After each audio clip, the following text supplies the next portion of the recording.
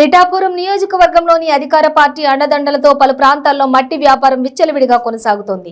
ఎలాంటి అనుమతులు లేకుండా నిబంధనలకు విరుద్ధంగా మట్టి తవ్వకాలు చేపడుతూ మరోపక్క మితిమీరిన తిప్పర్ల వేగంతో స్థానికులను భయభ్రాంతులకు గురి చేస్తున్నారు. కుమారపురం పెద్ద చెరువులో తవ్వకాలు జరిపి గత సంవత్సరంలో నిల్వ ఉంచిన మట్టిని వారం రోజులుగా పదుల సంఖ్యలో టిప్పర్ల ద్వారా మట్టిని అక్రమ రవాణా చేపడుతూ ఉన్నారు.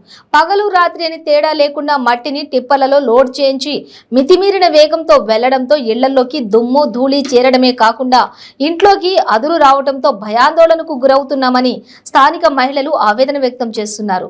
ఉన్నతాధికారులు స్పందించి మట్టి రవాణా చేసే వారిపై చర్యలు తీసుకోవాలని గ్రామస్తులు వేడుకుంటున్నారు.